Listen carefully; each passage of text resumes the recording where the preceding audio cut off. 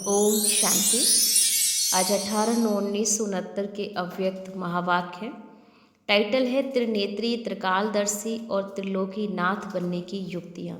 तो आज बाबा ने खास देह अभिमान को लेकर बात की है कि कई बच्चों में देह अभिमान बहुत ज़्यादा है। तो बाबा ने अटेंशन दिलाया है कि चित्र को नहीं, चरित्र को देखना है, अर्थात आत्मा को देखो। तो कोई भी चित्र को देखते, चित्र अर्थात शरीर, तो चित्र को नहीं देखना, लेकिन चित्र के अंदर जो चेतन आत्मा बैठी है उसको देखो, और उस चित्र के जो चरित्र हैं उन चरित्रों को देखो। चेतन और चरित्र को देखेंगे ना तो चरित्र तरफ ध्यान जाने से चित्र अर्थात देह के भान से दूर हो जाएंगे। एक एक में कोई ना कोई चरित्र अवश्य समाया हुआ है, क्योंकि ब्राह्मण कुलभूषण ही चरित्रवान है। सिर्फ एक बाप का ही चरित्र नहीं है, लेकिन बाबा के साथ जो भी मददगार है उनकी भी हर एक की चलन भी बाबा ने कहा एक चरित्र ही होती है। तो चरित्रवान बनना है। दूसरा, बाबा ने हमें त्रिनेत्री, त्रिकालदर्शी बनाया है। तो तीनों कालों का, लोकों का हमें आज ज्ञान भी दिया है कि कैसे हमें अपने समय को महत्व देना है। साथ में बाबा ने आज माताओं पर भी विशेष क्लास कराई है कि सब माताओं ने भगवान के साथ एक वादा किया है मोहजीत बनने का। तो वादे को पूरा करना है। मैं तेरी हूँ और मेरा जो कुछ भी है वो बाबा सब कुछ तेरा है। तेरे को मेरे से मिला देते हो, इससे क्या सिद्ध होता है कि पहला वादा ही भूल जाते हो। तो बाबा ने कहा जो कहोगे वो करेंगे, जो खिलाओगे, जहाँ बिठाओगे, आपने सब ने वादा किया था ना, तो वादा अब निभाने का समय है। तो जो माताएं ट्रेनिंग में आई हुई हैं, आप सब सरेंडर हो।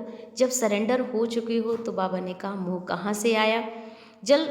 जब कोई चीज़ जलकर खत्म हो जाती है तो उसमें कुछ रहता नहीं, कुछ भी नहीं है। अगर कुछ है तो इसका मतलब है कि अभी तीर लगा है, लेकिन पूरे जले नहीं हो, मरे हो, जले नहीं हो। जैसे रावण को जलाते हैं ना, तो उसे पहले नंबर मारने से वे जलाते हैं तो मरजीवा बन चुका, परंतु जल करके एकदम खाक बन जाए वो नहीं बना। तो सरेंडर का अर्थ होता है मेरा कुछ भी नहीं, सरेंडर हो गया, तन मन धन सब कुछ बाबा के आगे अर्पण कर देने वाला। तो ऐसा सरेंडर बुद्धि बच्चों को बाबा ने याद किया कि ऐसे अपने आप को बनाना है। अब सुनेंगे विस्तार से बाबा की वाणी। किसको देखते हो? आकार को देखते हो व अव्यक्त को देखते हो? अगर अपनी व औरों की आकृति को ना देख अव्यक्त को देखेंगे तो आकर्षण मूर्त बनेंगे ना। अगर आकृति को देखते हो तो आकर्षण मूर्त नहीं बनते हो। आकर्षण मूर्त बनना है तो आकृति को मत देखो, आकृति के अंदर जो आकर्षण रूप है उसको देखने से अपने से औरों की आकर्षण होगी। तो अब यही अव्यक्त सर्विस रही हुई है, व्यक्त में क्यों आ जाते हो? खास बाबा ने कहा कि व्यक्त में क्यों आते हो, इसका कारण क्या है? अव्यक्त बनना अच्छा भी सबको लगता है, फिर भी व्यक्त में क्यों आ जाते हो? व्यक्त में आने से ही व्यर्थ संकल्प आते हैं और व्यर्थ कर्म भी होते हैं। तो व्यक्त से अव्यक्त बनने में मुश्किल क्यों लगती है? क्योंकि व्यक्त में जल्दी आते हो और अव्यक्त में मुश्किल से टिकते हो। इसका कारण है कि तुम भूल जाते हो, और भूलते भी क्यों हो? क्योंकि देह अभिमान आ जाता है। मालूम भी है, जानते भी हो, अनुभव भी किया है, लेकिन व्यक्त में और अव्यक्त में अंतर क्या है, नुकसान और फायदा क्या है, ये भी सब मालूम है बच्चों को। जब तुम याद में बैठते हो तो देह अभिमान से देही अभिमानी में कैसे स्थित होते हो, क्या करते हो? बात तो बड़ी सहज है। जो आप सबने बताया वो भी पुरुषार्थ का ही है, लेकिन जानते और मानते हुए भी देह अभिमान में आने का कारण यही है कि देह का आकर्षण बच्चों को रहता है, और इस आकर्षण से दूर हटने के लिए कोशिश करनी है। जैसे कोई खींचने वाली चीज़ होती है तो उसके खिंचाव से दूर रखने के लिए क्या किया जाता है? चुंबक होता है, तो ना चाहते हुए भी उस तरफ खिंच आते हैं। अगर आपको उस आकर्षण से किसी को दूर करना है तो क्या करोगे आप? कोई चीज़ ना चाहते भी उसे खींचती है, और आपको उस चीज़ से दूर उसे करना है तो क्या करना पड़ता है? या तो उसे दूर से ले जाएंगे, या तो उसे दूर से ले जाएंगे, या तो बीच में ऐसी चीज़ रखेंगे जो भी आकर्षण ना कर सके। ये दो तरह से होता है, या तो दूर कर देना है, या दोनों के बीच में ऐसी चीज़ डाल देंगे जो वो चीज़ उसको खींच ना सके। तो बाबा ने ये भी बहुत अच्छी युक्ति बता दी है कि कोई भी चुंबक की तरह अगर हमें आकर्षण खींच रहा है तो उसके बीच में किसी को डाल देना, तो उस बीच में कौन है? बाबा। तो इसी प्रकार ये देह अभिमान या व्यक्त भाव जो है ना, ये भी चुंबक के माफिक आ जाता है, ना चाहते भी फुर्से में हम आ ही जाते हैं। बीच में क्या रखेंगे? स्वयं को जानने के लिए क्या आवश्यक है जिससे स्वयं को और सर्वशक्तिवान बाबा को पूर्ण रीति से जान सकते हो। और एक ही शब्द है, स्वयं को और सर्वशक्तिवान बाबा को पूर्ण रीति जानने के लिए संयम चाहिए। जब संयम को भूलते हो तो स्वयं भी भूलते और सर्वशक्तिवान को भी भूलते हो। अलबेलेपन का संस्कार भी क्यों आता है? कोई ना कोई संयम को भूल जाते हो।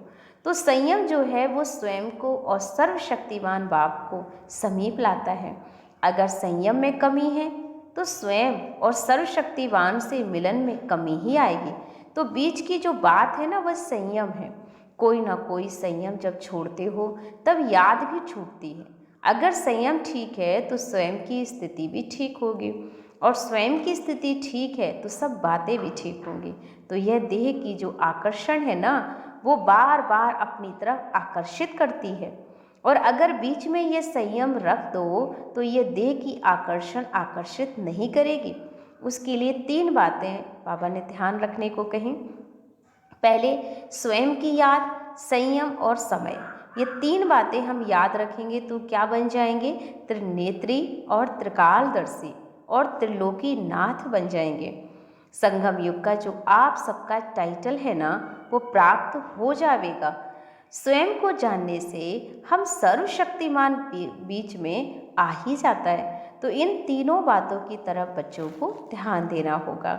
कोई भी चित्र को देखते हो, चित्र अर्थात शरीर, तो चित्र को नहीं देखो, लेकिन चित्र के अंदर जो चेतन है अर्थात आत्मा है उसको देखो।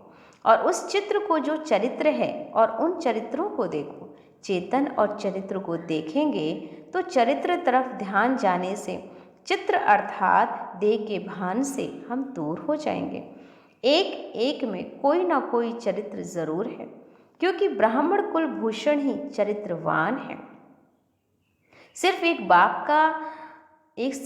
बाप का ही चरित्र नहीं है, लेकिन बाप के साथ जो भी मददगार हैं उनकी भी हर एक चलन चरित्र ही है। तो चरित्र को देखो, चेतन व विचित्र को।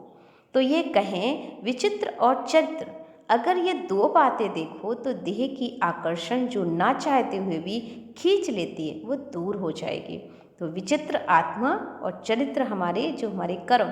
तो वर्तमान समय हमें यही मुख्य पुरुषार्थ हमारा होना चाहिए, जबकि आप लोग कहते ही हो कि हम बदल चुके हैं, फिर भी सब बातें ही बदल जानी चाहिए। फिर पुराने संस्कार ये हैं, पुरानी बातें क्यों हैं?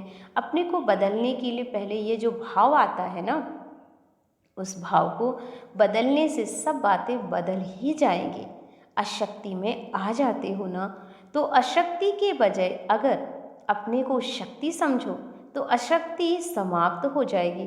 और शक्ति ना समझने से अनेक प्रकार की आसक्तियाँ आती हैं।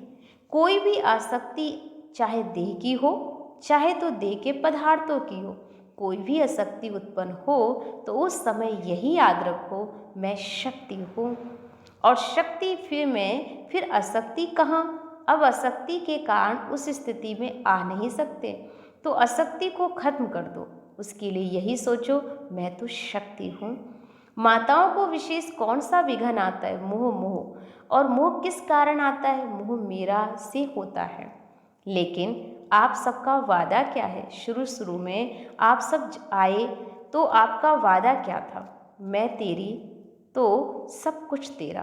पहला वादा ही यही है ना, मैं भी तेरी और मेरा सब कुछ भी तेरा।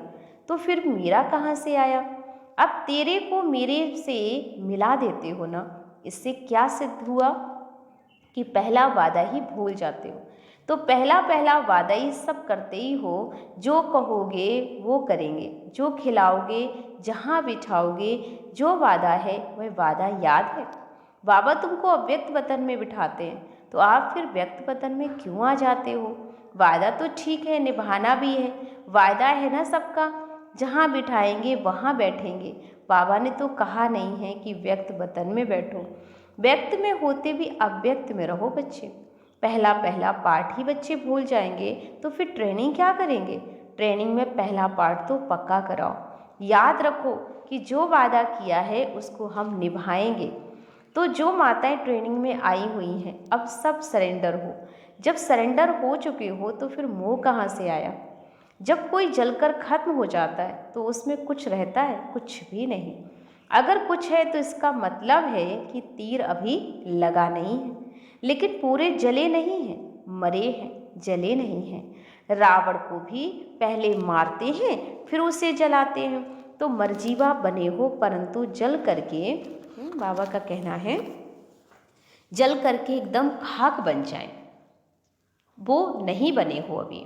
सरेंडर का अर्थ तो बड़ा है, मेरा कुछ रहा ही नहीं। सरेंडर हुआ तो तन मन धन सब कुछ बाबा अर्पण है। जब मन अर्पण कर दिया तो उस मन में अपने अंदर अनुसार संकल्प उठा भी कैसे सकते हो। तन से विकर्म कर ही कैसे सकते हो और धन को विकल्प अथवा व्यर्थ कार्यों में लगा ही कैसे सकते हो। इससे सिद्ध है कि देकर वापस ले लेते हो, जबकि तन मन धन दे दिया ना तो मन में क्या चलाना है वो भी श्रीमत मिलती है। तन से क्या करना है वो भी मत मिलती है। धन से क्या करना है वो भी मालूम है। जिनको दिया उनकी मत पर ही तो चलना होगा। जिसने मन दे दिया उसकी अवस्था क्या होगी, मन मना भाव, उसका मन वहाँ ही लगा रहेगा। इस मंत्र को कभी भूलेंगे नहीं। जो मन मना भाव होगा ना उसमें मोह हो सकता है। तो मोहजीत बनने के लिए अपने वायदे को याद करो। यहाँ ट्रेनिंग से जब निकलेंगे तो आप कौन सा ठप्पा लगा करके निकलेंगे, मोहजीत का। अगर मोहजीत का ठप्पा लग जाएगा तो पोस्ट सीधी ठिकाने पर पहुँचेगी और ठप्पा नहीं होगा तो पोस्ट ठिकाने पर नहीं पहुँचेगी। इसलिए ठप्पा ज़रूर लगाना। इन माताओं का ही फिर समर्पित समारोह करेंगे, मन का समर्पित समारोह करेंगे और उसमें बुलाएंगे भी उनको जिन्होंने ठप्पा लगाया होगा। मोहजीत बालों को ही ये सम्मेलन करेंगे, इसलिए जल्दी जल्दी